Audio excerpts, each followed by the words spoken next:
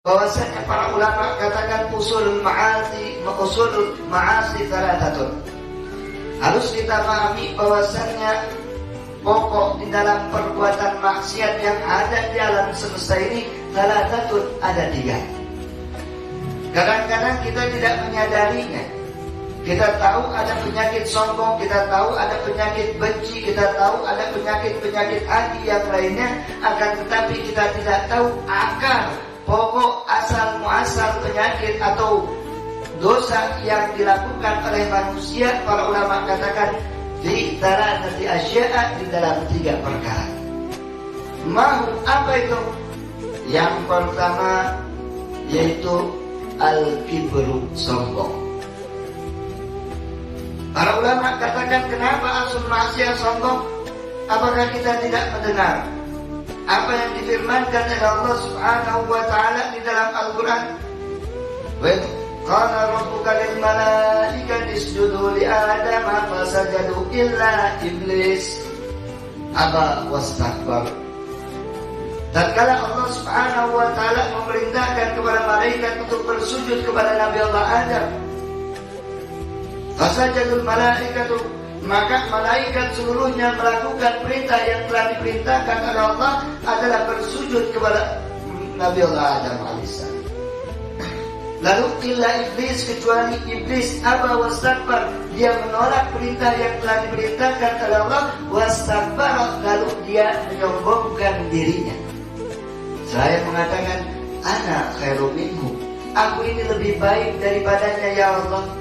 Khalaqtani min nar, kau telah menciptakan aku dari api, wa khalaqtahu min tin, dan kau ciptakan Adam dari tanah. Ini usul maksiat, pokok yang pertama di dalam melakukan perbuatan maksiat kepada Allah Subhanahu wa taala. Sebelum itu tidak ada dosa dilakukan oleh siapapun.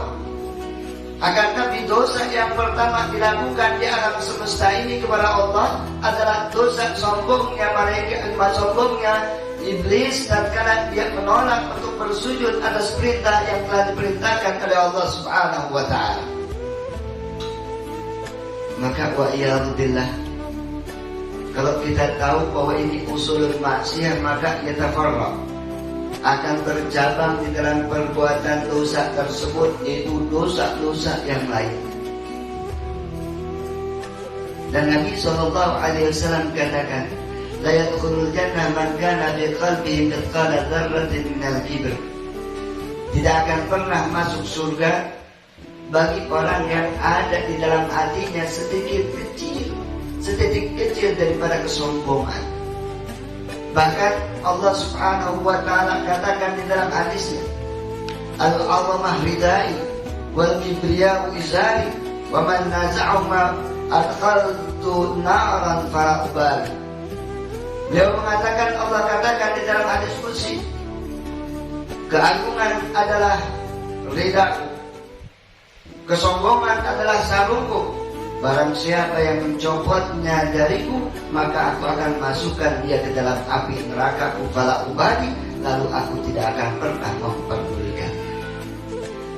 Maka jauhkan diri kita dari melakukan perbuatan yang mana itu perbuatan adalah perbuatan dosa yang pertama dilakukan oleh makhluk Allah Subhanahu wa taala, yaitu iblis wa iyadzubillah. Lalu yang kedua dikatakan wasani, yang kedua usul maksiat yang kedua adalah al-hasad. Apa itu? Hasud pun dilakukan oleh iblis tatkala Allah Subhanahu wa taala memasukkan Nabi Allah Adam dan Sayyidatuna Hawa ke dalam surganya Allah Subhanahu wa taala. Tatkala ketika itu iblis dikeluarkan oleh Allah dari surganya Allah. Kata Allah di dalam Al-Qur'an, fakhruj minha fa innaka rajim. Iblis, kau keluarlah dari surgaku, fa innaka rajim, sesungguhnya engkau adalah makhlukku yang durhaka. Maka Nabi Allah Adam tinggal bersama Sayyidatuna Hawa di dalam surganya Allah. Ketika sudah mendapatkan kenikmatan di dalam surganya Allah, lalu Allah Subhanahu wa taala perintahkan kepada keduanya untuk tidak mendekati pohon khuldi. Kemudian lihat bagaimana hasud yang ditanamkan oleh iblis, sehingga iblis berharap bagaimana kenikmatan yang diberikan oleh Allah Subhanahu wa taala kepada Nabi Allah Adam dan istrinya hilang. Maka ketika itu iblis menggoda siapa? Istrinya, yaitu Sayyidatuna Hawa. Digoda, makanya kan laki-laki kadang-kadang ya mau bintang 1, bintang 2, bintang 3 keok dengan takut sama istri. Kadang-kadang permohonan istri kita tidak kabulkan, takut. Kadang-kadang laki-laki kan suka beralasan bukannya sieun, bukannya takut tapi sayang. Tapi kita lihat kesayangan yang dimiliki oleh Nabi Allah Adam alaihissalam kepada Sayyidatuna Hawa, yang mana ketika itu iblis mengganggu Sayyidatuna Hawa dan mengatakan kepada Nabi Allah Adam, yuk kita duduk di bawah pohon. Makanya kan pacaran mah enaknya di bawah pohon. Lalu itu ajakan setan, bagaimana setan menghasut Nabi Allah Adam dan istri. Lalu Nabi Allah Adam mendengar apa yang dikatakan oleh istrinya. Kemudian Nabi Allah Adam katakan, wahai istriku, tidakkah kamu mendengar bahwasanya Allah Subhanahu wa ta'ala telah melarang kita untuk mendekati itu pohon? Perempuan dan mulai cangkelut.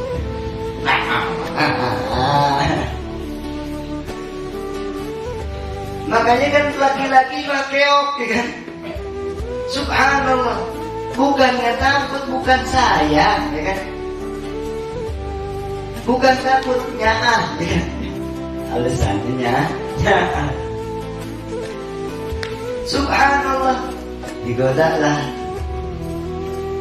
Sayyidatuna Hawa tetap maksa bagaimana dia mau duduk berduaan dengan Nabi Allah Adam alaihissalam di bawah pohon itu.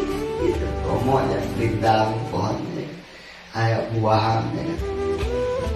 Duduk berdua. Nah, kalau sudah duduk berdua, setan masuk lagi menggoda. Siapa? Sayyidatuna Hawa. Ayang-ayang, nah kan bahasa zaman now. Bagian ayam ya kan, bagian para siap ya, wah ya kan, bahasa kebun binatang luar ayam gitu. Ayam bebek itu buah merah enaknya kalau seandainya kita bisa memakan buah tersebut. Nah, laki-laki mulai, kalau kata orang Sunda, mulai oyam gitu. Kemudian, wahai istriku, bukankah kau mendengar dari awal bahwa kita duduk di sini aja tidak diperbolehkan oleh Allah, sedangkan sekarang kau meminta kepadaku untuk melihat itu buah yang begitu indah, yang begitu merah. Kemudian mulai istri,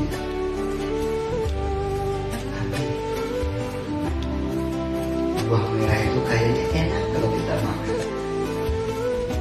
Kita belah dua. Mulai lagi, ya Allah, ya, serba salah. Jadi ambil istri hiji nanti. Coba isinya dua.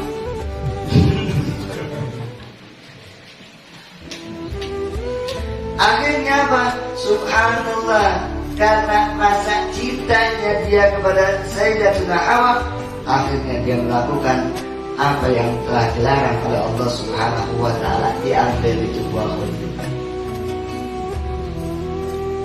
Yang tertawa gembira siapa? Setan.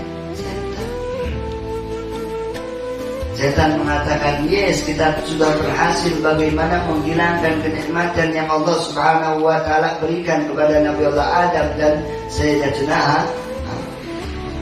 Dulu kita di dalam surga mendapatkan kenikmatan dari Allah, lalu Allah Subhanahu wa ta'ala mengeluarkan kita karena kita diperintahkan untuk bersujud kepadanya.